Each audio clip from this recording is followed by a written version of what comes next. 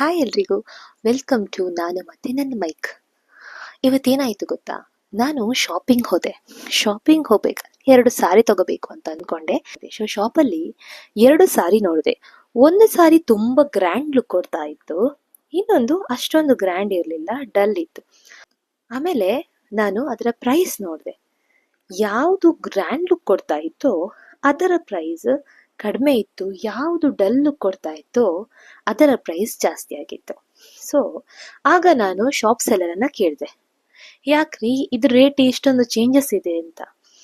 ಅದಕ್ಕೆ ಅವ್ರು ಹೇಳಿದರು, ಮೇಡಮ್ ಇದು ಪ್ರೀಮಿಯಂ ಸ್ಯಾರಿ, ರೇಟ್ ಜಾಸ್ತಿ ಇದೆ ಯಾಕಂದರೆ ಇದರ ಕ್ವಾಲಿಟಿ ಚೆನ್ನಾಗಿದೆ, ಇದು ವೇರ್ ಮಾಡಿದಾಗ ಚೆನ್ನಾಗಿ ಕಾಣಿಸುತ್ತೆ ಮೇಡಮ್, ರೇರ್ ಆಗಿ ಸಿಗುತ್ತೆ ಈ ಮೆಟೀರಿಯಲ್ ಅಂತ ಅಂದರು.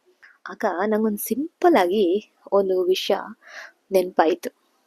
ನೋಡಿ, ನಮ್ಮ ಸುತ್ತ ಎಷ್ಟೊಂದು ಜನರಿರ್ತಾರೆ, ಅವ್ರಿಗೊಂದು ಅಭ್ಯಾಸ ಇರುತ್ತೆ ಬಾಡಿ ಶೇಮಿಂಗ್ ಮಾಡೋದು.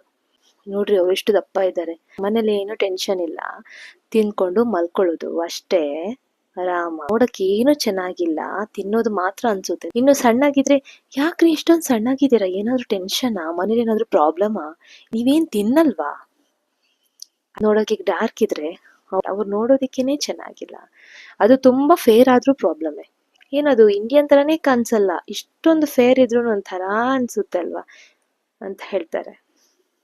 ಇವಳೆಷ್ಟು ಶಾರ್ಟ್ ಇದ್ದಾಳೆ, ಇನ್ನು ಉದ್ದಕ್ಕಿದ್ರೂ ಪ್ರಾಬ್ಲಮ್ಮೇ, ಹೆಣ್ಮಕ್ಳಿಗಂತೂ ಜಾಸ್ತಿ. ಅಷ್ಟೊಂದು ಉದ್ದಕ್ಕಿದ್ದಾಳೆ, ಹುಡುಗಿನ ಯಾರ್ ತಾನೇ ಮದುವೆ ಆಗ್ತಾರೆ.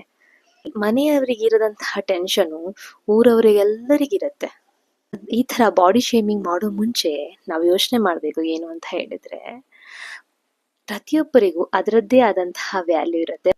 ದಪ್ಪ ಇದ್ದವರ ಮನಸ್ಸು ಚೆನ್ನಾಗಿರ್ಬಹುದು, ಸಣ್ಣಗಿದ್ದ ಜೀವನದಲ್ಲಿ ಉತ್ತಮವಾದ ಶಿಸ್ತನ್ನು ಪಾಲಿಸ್ತಾ ಇರಬಹುದು. ಸೊ ಪ್ರತಿಯೊಬ್ಬರಲ್ಲೂ ಅವರದ್ದೇ ಆದಂತಹ ಒಂದು ಉತ್ತಮ ಗುಣಗಳಿರುತ್ತೆ.